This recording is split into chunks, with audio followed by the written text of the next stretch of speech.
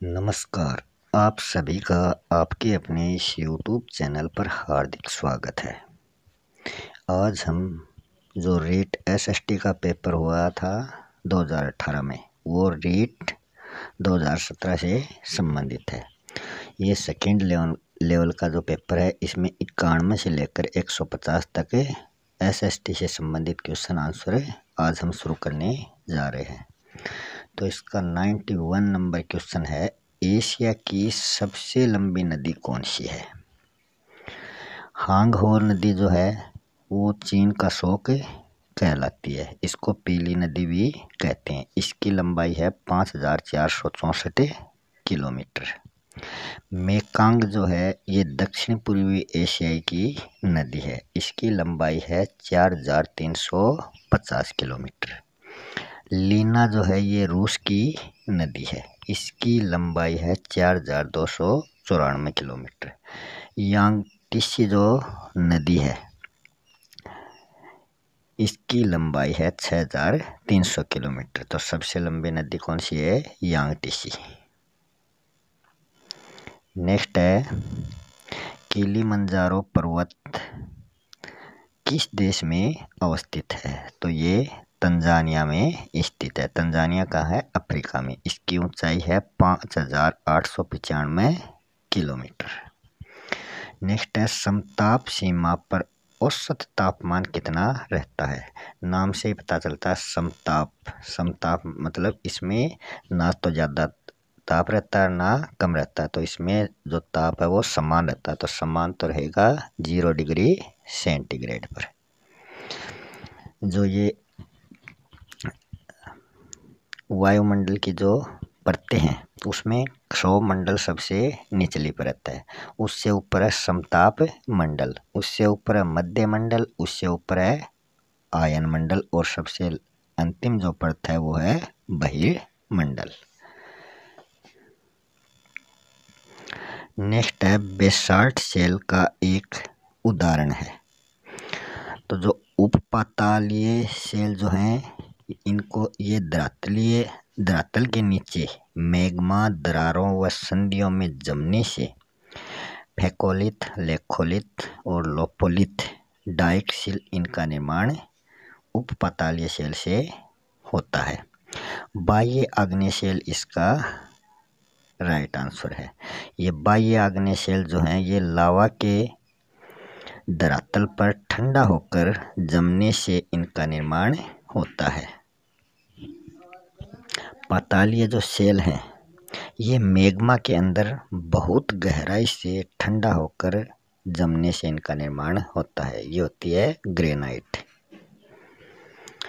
कायांतरित shell जो होती हैं वो ताप व दाब के कारण चट्टानों की संरचना व संगठन में परिवर्तन से इनका निर्माण होता है। इनमें आता है संगमरमर, नीस, क्वार्ट्जाइट और शिस्ट। नेक्स्ट है, एक पोषण स्तर से दूसरे पोषण स्तर तक औसत ऊर्जा का प्रवाह कितना होता है? तो वो होता है 10% तक। नेक्स्ट है, मेगास्थनीज किसका राजदूत था? मेगास्थनीज जो था वो सेल्यूकस निकेटर का राजदूत था, जो चंद्रगुप्त मौर्य के दरबार में आया था। ये कब तक रहा था? ये 304 ईसा पूर्व में आया था और 299 ईसा पूर्व तक ये चंद्रगुप्त मौर्य के दरबार में रहा था। 305 ईसा पूर्व में चंद्रगुप्त मौर्य द्वारा सेल्यूकस को पराजित किया गया। मेगास्थनीज ने जो इंडिका पुस्तक लिखी थी इसमें इन्होंने समाज के 7 वर्ग बताए: दार्शनिक, कृषक, शिकारी व पशुपालक, व्यापारी व शिल्पी, योद्धा, निरीक्षण, मंत्री। जो बिंदुसार है उसको अमित्रोकेटीज, भद्रसार और सिंहसेन भी कहा जाता है। इनका प्रधानमंत्री कौटिल्य व खल्लाटक था। मौर्य शासक जो राजमहल है वो सुस्सा व एकबतना के समान है। उनकी तुलना की गई है सुस्सा व एकबतना से। नगर प्रबंधन जो था मौर्य प्रशासन का वो 6 समितियों में विभाजित था। प्रत्येक समिति में 5 सदस्य थे। तो इसमें कुल 30 सदस्य थे। देवता उस मौर्य प्रशासन के डायोनिसियस जो शिव है और हेराक्लीज जो कृष्ण है, इनकी वो पूजा करते थे। नेक्स्ट है, कौन चंद्रगुप्त द्वितीय की राजसभा में एक नवरत्न नहीं था, पूछा है। वर चंद्रगुप्त द्वितीय की राजसभा में नवरत्न थे। वरुचि जो व्याकरणाचार्य थे, शंकु जो वास्तुकार थे, धन्वंतरी राज्यवेद थे, अमर सिंह व्याकरणाचार्य थे, सपनक ये फलित ज्योतिष विद्वान थे, वेताल भट्ट और वरामिहिर जो खगोल शास्त्री थे, घटकर पर कूटनीतिज्ञ थे, इन्होंने यमक अलंकार में ग्रंथों की रचना की थी। कालिदास कवि नाटककार थे जिन्होंने उपमा अलंकार का प्रयोग किया था। जो फायान था वो चंद्रगुप्त द्वितीय से संबंधित नहीं था। ये फायान जो था ये चीनी यात्री था, इन्होंने फाको की ग्रंथ की रचना की। ये भारत में स्थल मार्ग से तो आया था और समुद्री मार्ग से वापस गया था। नेक्स्ट क्वेश्चन है, महाराणा प्रताप के हाथी का क्या नाम है। तो महाराणा प्रताप ने जो हल्दी घाटी युद्ध किया था उसको हाथियों का युद्ध भी कहा जाता है। महाराणा प्रताप की तरफ से राम प्रसाद और लूणा इन हाथियों ने भाग लिया था और मुगल सेना की ओर से गजमुक्ता और गजराज हाथियों ने भाग लिया था। मर्दाना जो हाथी था ये मान सिंह का था और चेतक घोड़ा किसका था, ये महाराणा प्रताप का था। राम प्रसाद को मुगलों ने अपने कब्जे में कर उसका नाम रख दिया था पीर प्रसाद। हल्दी घाटी के योद्धा हरावल पंक्ति में, जिसको अग्रिम पंक्ति बोलते हैं, उसमें सैयद हासिम हकीम खां सूर, ये तो महाराणा प्रताप की ओर से थे। और जो चंदावल अंतिम पंक्ति है उसमें मेहतर खां जो था वो मुगल सेना की ओर से था। प्रताप को राजा भामाशाह जो ग्वालियर के थे उनके पुत्र शीलवाहन प्रताप सिंह और भवानी सिंह ने इनकी प्रताप की बहुत मदद की थी। नेक्स्ट है, सामाजिक सुधारक गोविंद गुरु का जन्म कहाँ हुआ था। तो सामाजिक सुधारक गोविंद गुरु का जन्म एक बंजारा परिवार में हुआ था। चेतावनी राज चुंगटिया ये किसने लिखे हैं, तो ये लिखे हैं केसरी सिंह बारहठ ने। इन्होंने मेवाड़ के महाराणा फतेह सिंह को 1903 ईस्वी में लॉर्ड कर्जन के दिल्ली दरबार में जाने से रोका था। इन्हीं चेतावनी राज चुंगटिया सोर्टों के माध्यम से इनको रोका था। प्रताप सिंह बारहठ जो थे उनको 1918 ईस्वी में बरेली जेल में यातनाएं देकर मार डाला, जो केसरी सिंह बारहठ के पुत्र थे। जोरावर सिंह बारहठ केसरी सिंह बारहठ के भाई थे। उन्होंने दिल्ली में चांदनी चौक में 23 दिसंबर 1912 को लॉर्ड हार्डिंग पर बम फेंका था। नेक्स्ट है, लंदन में वीर विनायक दामोदर सावरकर के लिए आगे अध्ययन हेतु छात्रवृत्ति की व्यवस्था किसने की थी, वो की थी श्यामजी कृष्ण वर्मा ने। रास बिहारी कौन थे, इन्होंने 1924 में टोक्यो जापान में भारतीय स्वतंत्रता लीग की स्थापना की थी। सुभाष चंद्र बोस ने 1939 में फॉरवर्ड ब्लॉक की स्थापना की और बांग्लार कपार जो समाचार पत्र था वो 1921 में इन्होंने प्रकाशित किया। मत्स्य जनपद की राजधानी कौन सी है, तो मत्स्य जनपद की राजधानी विराटनगर है। जो चंपा है वो अंग की राजधानी है। कुशीनारा है मल की राजधानी। विराटनगर जो थी वो महाभारत काल में विराट नामक राजा ने इसको राजधानी बनाया था। जो मत्स्य जनपद की प्राचीन राजधानी थी वो थी उपापल्लव्य। नेक्स्ट है, पेंगन वंश का आनंद मंदिर कहाँ पर स्थित है, तो इस मंदिर का निर्माण किसने करवाया था, क्यानजिथ ने इसका निर्माण करवाया था और ये म्यांमार में है। तराइन का युद्ध 1191 ईस्वी ये किसने जीता था, तो तराइन का जो युद्ध हुए थे वो 2 हुए थे। किस किस के बीच में? पृथ्वीराज चौहान तृतीय और मोहम्मद गौरी के बीच में। तो प्रथम तराइन का युद्ध 1191 में हुआ था, वो तो पृथ्वीराज चौहान तृतीय ने जीता था। मगर जो द्वितीय युद्ध हुआ था 1192 में, उसमें मोहम्मद गौरी को जीत मिली थी।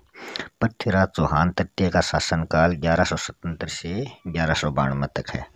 1182 में इन्होंने चंदेल शासक परमर्दी देव को हराया था और 1184 में गुजरात के चालुक्य शासक भीमदेव द्वितीय को पराजित किया था। इनको राय पिथौरा भी कहा जाता है। ये तराइन का युद्ध था, द्वितीय युद्ध, जिसमें मोहम्मद गौरी को जीत मिली थी। तराइन के युद्ध 91-92 दोनों साल हुए थे और मोहम्मद गौरी और पृथ्वीराज चौहान के बीच हुए थे। पृथ्वीराज चौहान के दरबारी कवि थे जयानक, विद्यापति गौड़, वागीश्वर, पृथ्वी भट्ट और चंद बरदाई। नेक्स्ट है, राजस्थान का कौन सा नृत्य 2010 में यूनेस्को की अमूर्त सांस्कृतिक धरोहर सूची में शामिल किया गया? वो था कालबेलिया नृत्य। संत मीराबाई के पति का नाम था भोजराज और पिता का नाम रतन सिंह। नेक्स्ट है, चित्रकला शैली की बनी ठनी शैली है, वो किससे संबंधित है? तो वो नागरीदास से संबंधित है। ये किशनगढ़ शैली है। इसके राजा कौन थे? राजा सावंत सिंह। चूरू जिले के ददरेवा ग्राम से संबंधित कौन है? तो वो है गोगा जी। पाबू जी जो थे वो कोलूगढ़ और कोलू गांव से संबंधित है। कोलू गांव में उनका पूजा स्थल है। हरबू जी बुंदेल नागौर से संबंधित हैं। देवनारायण जी अजमेर से संबंधित है और आसेंद भीलवाड़ा उनका पूजा स्थल है। खेजड़ली आंदोलन में अपने जीवन का बलिदान किसने किया था?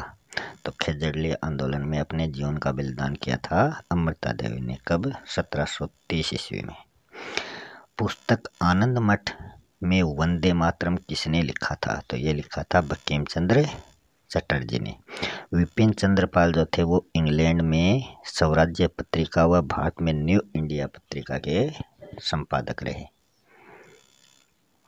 नेक्स्ट है, भारत के संविधान की प्रस्तावना में उल्लिखित हम भारत के लोग से क्या तात्पर्य है? तो इससे तात्पर्य है संप्रभुता भारत के लोगों में निहित है।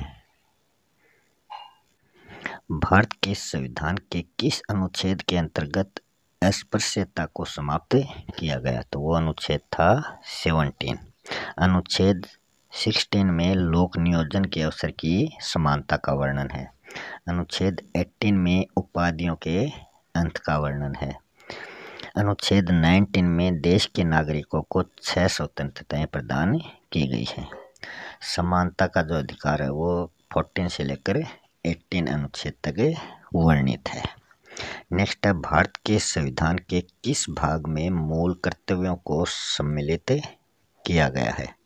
तो ये किया गया है भाग 4A में, जो अनुच्छेद है 51 का, इसमें किया गया। ये 42वें संविधान संशोधन 1976 में तो 10 मूल कर्तव्य थे।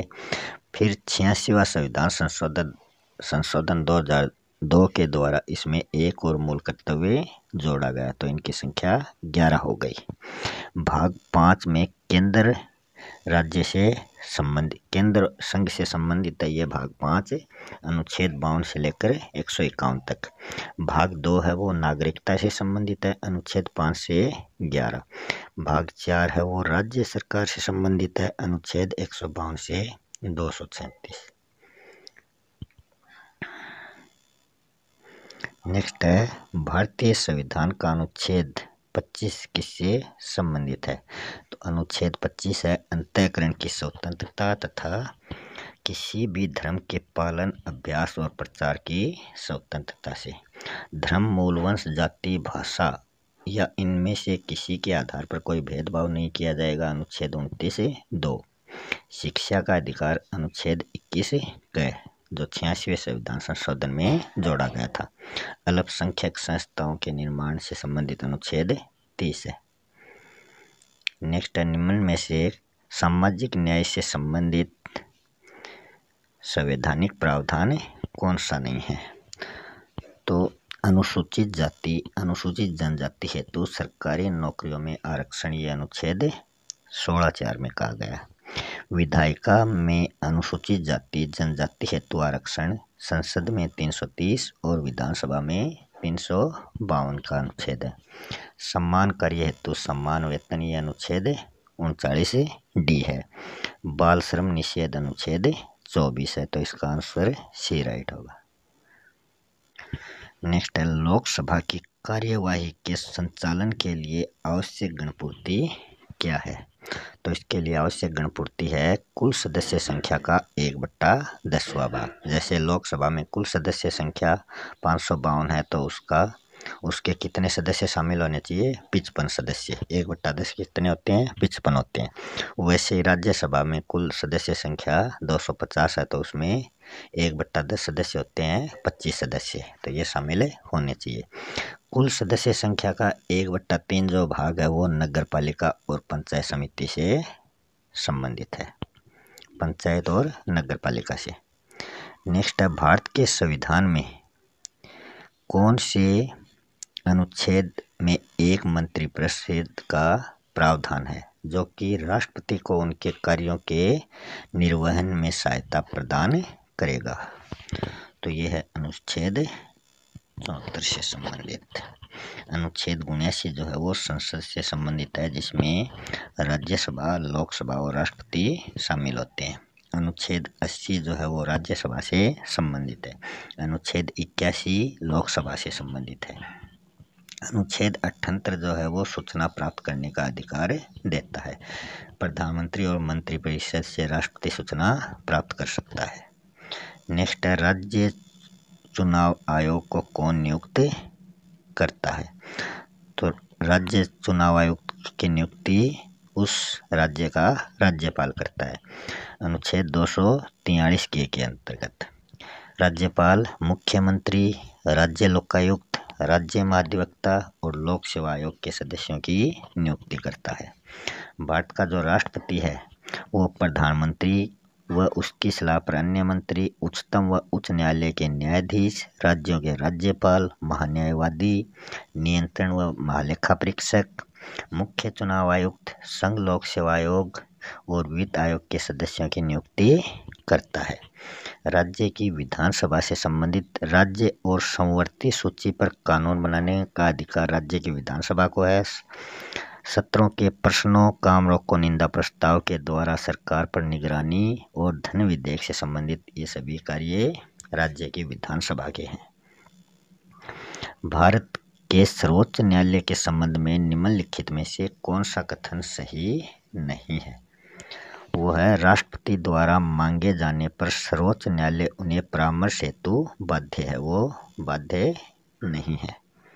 बाकी 3 ऑप्शन इसके सही। नेक्स्ट है, भारत के राष्ट्रपति के चुनाव के निर्वाचक मंडल में शामिल होते हैं। ये अनुच्छेद 54 के अंतर्गत ये कहा गया है। इसमें भारत की संसद तथा राज्यों की विधानसभाओं और दिल्ली, पुडुचेरी के संघ शासित प्रदेशों के केवल निर्वाचित सदस्य भाग लेते हैं। ये 17वां संविधान संशोधन 1992 के अंतर्गत ये कहा गया है। लोकसभा के कुल सदस्य संख्या 543 और राज्यसभा के 233 जो निर्वाचित होते हैं। इसमें जो 12 हैं राज्यसभा में वो मनोनीत हैं, वो भाग नहीं लेते। और इसमें 2 एंग्लो इंडियन थे लोकसभा में, वो भी भाग नहीं लेते। तो कुल 776 सांसद हो गए। मनोनीत जो है लोकसभा में 2 थे पहले, जो अब नहीं है। राज्यसभा में 12 थे, वो 14 इसमें भाग नहीं लेते थे। दिल्ली विधानसभा क्षेत्र के 70 और पुडुचेरी के 30, 100 ये हो गए। तो कुल विधायक हैं कुल 4020 और उसमें 100 विधायक दिल्ली पुडुचेरी के हो गए, तो 4120 विधायक हो गए। संसद में जो सांसद हैं वो 776 और एमएलए हो गए 4120, तो कुल हो गए 4892 इनके चुनाव में भाग लेते हैं। नेक्स्ट है, सामाजिक अध्ययन के शिक्षक को बल देना चाहिए। विद्यार्थियों की सामाजिक मुद्दों के प्रति चिंतन शक्ति के विकास पर। नेक्स्ट है सामाजिक अध्ययन शिक्षण में ऐतिहासिक स्थलों का भ्रमण उपयोगी है। तो क्यों उपयोगी है? विषय के प्रति रुचि उत्पन्न करने में, प्रत्येक सूचना प्रदान करने में, विषय वस्तु को बेहतर समझने में। तो उपयुक्त सभी इसका राइट आंसर होगा। ब्लूम की पाठ योजना किस पर आधारित है? वो है उद्देश्यों पर। परियोजना एक उद्देश्यपूर्ण कार्य है जो संलग्नता के साथ सामाजिक वातावरण में किया जाता है। यह कथन किसका है? ये कथन है किलपैट्रिक का।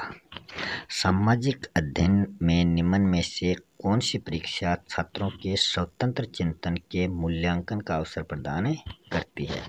तो वो करती है निबंधात्मक प्रकार की परीक्षा। नेक्स्ट है निम्नलिखित में से कौन सी रबी फसल है? तो जो सरसों है वो एक रबी फसल है। गेहूं, जौ, मटर, चना, अलसी, प्याज, लहसुन ये रबी फसलें हैं। जूट, कपास, तंबाकू ये व्यापारिक या नकदी फसलें हैं। निम्नलिखित में से किस आंतरिक राष्ट्रीय जलमार्ग के द्वारा ब्रह्मपुत्र नदी में सदिया से धुबरी को जोड़ा गया है? तो राष्ट्रीय जलमार्ग संख्या 2 है। यह ब्रह्मपुत्र नदी पर स्थित है। इसकी लंबाई 891 किलोमीटर है। राष्ट्रीय जलमार्ग संख्या 1 जो है वो इलाहाबाद से हल्दिया है। ये गंगा भागीरथी नदी पर स्थित है। जो जलमार्ग संख्या फर्स्ट है इसकी कुल लंबाई 1620 किलोमीटर है। ये गंगा भागीरथी और हुगली नदी पर स्थित है। जो राष्ट्रीय जलमार्ग संख्या 3 है इसकी लंबाई 203 किलोमीटर है। ये कोल्लम और कोट्टापुरम में स्थित है जो केरल में है। राष्ट्रीय जलमार्ग संख्या 4 इसकी लंबाई 1078 किलोमीटर है और ये गोदावरी और कृष्णा नदी पर स्थित है। नेक्स्ट है 2011 की जनगणना के अनुसार भारत की पुरुष साक्षरता दर कितनी है? तो भारत की कुल साक्षरता दर है 73%, जिसमें पुरुष साक्षरता है 80.9% जो 81% के आसपास है। तो इसमें 81% के आसपास ऑप्शन ए लग रहा है। 82.14%। महिला साक्षरता है 64.6%। नेक्स्ट क्वेश्चन है भारत में शीतकालीन वर्षा कहाँ से उत्पन्न होने वाले चक्रवातों का परिणाम है? तो ये भूमध्य सागर से उत्पन्न होने वाले चक्रवातों का परिणाम है, जिनको पश्चिमी विक्षोभ भी बोलते हैं। ये शीतोष्ण चक्रवात होते हैं। अरब सागर जो है वो सह्याद्री, मुंबई के उत्तर में नर्मदा व ताप्ती और सौराष्ट्र प्रायद्वीप में जो वर्षा होती है वो अरब सागर से होती है। और बंगाल की खाड़ी से वर्षा होती है मौसिनराम, मेघालय और पंजाब में। नेक्स्ट है सिंधु गंगा के मैदान में जहाँ से आंतरिक प्रवाह पुनः प्रकट होता है को स्थानीय रूप में जाना जाता है। उसको जाना जाता है तराई प्रदेश में। ये भाबर के दक्षिण में दलदली प्रदेश है। भाबर प्रदेश जो है वो कंकड़ पत्थर, हिमालय पर्वत और गंगा सतलुज का मिलन है। जो है वो पंजाब में गर्त का क्षेत्र है। बांगर प्रदेश जो है वो नदियों की बाढ़ का पानी वहाँ तक नहीं पहुँच पाता। जैसे ये हिमालय है, हिमालय से ये पानी निकला तो सबसे पहले भाबर आएगा। भाबर में क्या होता है, कंकड़ पत्थर आते हैं, फिर तराई प्रदेश में पहुँचता है जो दलदली स्थल है। फिर ये बांगर प्रदेश में पहुँचता है, बांगर से खादर में, जिसको बेट कहा जाता है। पश्चिमी बंगाल में इनको बेट कहा जाता है। नेक्स्ट है आधुनिक औद्योगिकरण के सूत्रपात का श्रेय किस ऊर्जा संसाधन को जाता है? तो ये जाता है कोयला ऊर्जा संसाधन को। विश्व में औद्योगिक क्रांति की शुरुआत ब्रिटेन से हुई थी। गैर परंपरागत ऊर्जा स्रोत कौन से हैं? जल विद्युत भी गैर ऊर्जा परंपरागत स्रोत में आता है। सौर, पवन, बायोगैस, बायोमास, ज्वारीय, नाभिकीय, भूतापीय और इनको ये क्या है, गैर परंपरागत ऊर्जा स्रोत है। इनको नवीकरणीय स्रोत भी कहा जाता है। और जो नाभिकीय है ये अनवीकरणीय स्रोत है। परंपरागत ऊर्जा स्रोत है कोयला, खनिज तेल, प्राकृतिक गैस और जल विद्युत, ये परंपरागत हैं। ये क्या है, अनवीकरणीय स्रोत है। टिकाऊ कृषि हेतु निम्नलिखित में से भारत के किस राज्य में रासायनिक उर्वरक के उपयोग को निषिद्ध कर दिया? वो है सिक्किम। आंसर ए इसका राइट होगा। नेक्स्ट है, निम्नलिखित में से किस लौह इस्पात संयंत्र की स्थापना ब्रिटेन के तकनीकी सहयोग से हुई है? जो बोकारो है झारखंड में, ये रूस के सहयोग से स्थापित है। राउरकेला इस्पात संयंत्र जो उड़ीसा में है, ये जर्मनी के सहयोग से स्थापित है। दुर्गापुर इस्पात संयंत्र जो पश्चिमी बंगाल में है, ये ब्रिटेन के सहयोग से स्थापित है, जो दामोदर नदी के किनारे पर निर्मित है। निम्नलिखित में से कौन सी नदी उत्खात भूमि के लिए कुख्यात है? तो वो कौन सी नदी है? वो है चंबल नदी। चंबल नदी कुख्यात या उत्खात भूमि के लिए प्रसिद्ध है। कृष्णा नदी जो है वो महाराष्ट्र के महाबलेश्वर के पश्चिम घाट से निकलकर कर्नाटक व आंध्र प्रदेश तक ये बहती है। गोदावरी नदी जो है ये दक्षिण पठार की सर्वाधिक लंबी नदी है, जिसकी कुल लंबाई 1465 किलोमीटर है। नेक्स्ट है, याकूत जनजाति का आवास है, वो कौन सा है? वो है उत्तरी साइबेरिया। नेक्स्ट है, घग्गर का मैदान अवस्थित है। तो घग्गर का मैदान अवस्थित है गंगानगर और हनुमानगढ़ जिलों में। झुंझुनू व सीकर जिलों में नागौर, झुंझुनू सीकर जिलों में बांगड़ प्रदेश है। जैसलमेर बाड़मेर जिलों में पश्चिमी शुष्क रेतीला मैदान है। जो राजस्थान है इसको 4 भागों में बांटा है। उत्तरी पश्चिमी मरुस्थलीय प्रदेश, इसका क्षेत्रफल है 61.11%, जहाँ पर 40% जनसंख्या निवास करती है। मध्य अरावली प्रदेश जो है उसका क्षेत्रफल 9% और जनसंख्या निवास करती है 10%। पूर्वी मैदान का क्षेत्रफल 23% और वहाँ 39% जनसंख्या निवास करती है, जो सर्वाधिक है। दक्षिणी पूर्वी पठारी प्रदेश में 6.89% इसका क्षेत्र है और यहाँ 11% जनसंख्या निवास करती है। नेक्स्ट है, राजस्थान का वस्त्र उद्योग कहाँ स्थापित हुआ? तो वस्त्र उद्योग जो है वो ब्यावर में स्थापित है। सूती वस्त्र उद्योग दी कृष्णा मिल 1889 में सेठ दामोदर दास द्वारा स्थापित की गई। दी एडवर्ड मिल 1906 में, वो भी यहीं स्थापित है। महालक्ष्मी मिल 1925 में स्थापित है, वो भी ब्यावर में है। भीलवाड़ा में वनस्पति घी उद्योग है। महाराजा उमेद सिंह ये पाली से संबंधित हैं, 1942। गंगानगर में स्टेट शुगर मिल्स 1945। उदयपुर में राजस्थान राज्य सहस स्पिनिंग व जिनिंग मिल स्पिनपेड 1 अप्रैल 1993 से ये जयपुर में शुरू हुआ। सार्वजनिक क्षेत्र की जो मिलें हैं वो है दी एडवर्ड, दी महालक्ष्मी, विनय कॉटन अजमेर।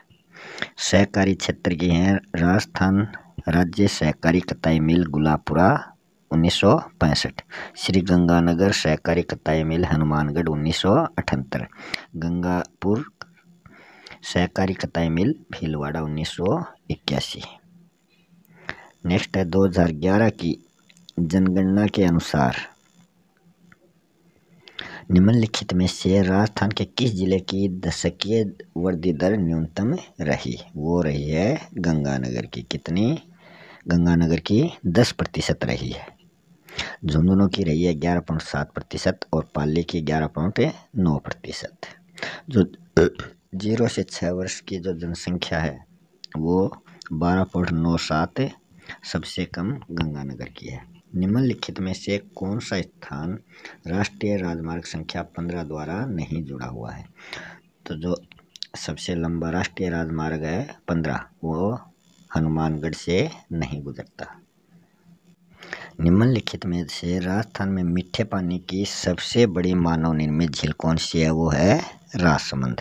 राजस्थान के प्रमुख झीलें जो हैं वो जयसमंद, पिछोला, फतेह सागर, स्वरूप सागर, ये उदयपुर में है। मानसागर, फॉय सागर, पुष्कर ये अजमेर में है। सिलीसेड अलवर में है। नक्की झील सिरोही में है। बंद बारेठा भरतपुर में, कायलाना जोधपुर में और नौलखा जेत सागर बूंदी में है। विष्णु के भक्त क्या कहलाते हैं? विष्णु के भक्त अलवार कहलाते हैं। अंडाल, तिरंगाई जो है, तिरुमंगली ये अलवार भक्त संत हैं। ये जो अलवार है ये पल्लव वंश से संबंधित है। नैनवार जो है वो चोल वंश से संबंधित है। ये शिव से संबंधित है, शिव की पूजा करते हैं, शिव की। इनमें सुंदर, मनिका, वासवगर प्रमुख इनके संत हैं। इसमें नैनवार में 63 संत हैं और अलवार में 62 संतों का वर्णन है। नैनवार में तिरुमुल्लर, समंदर, अप्सार ये भी नैनवार से संबंधित है। अलवार से नमालवार, कुलशेखर और पेरिया ये अलवार से संबंधित है। पाशुपत का जो संस्थापक है वो है लकुलिश। लिंगायत का संस्थापक है वासव।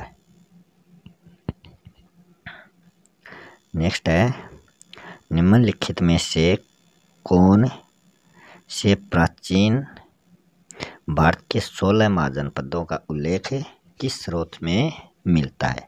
तो वो बौद्ध ग्रंथ है अंगुत्तर निकाय, उसमें मिलता है।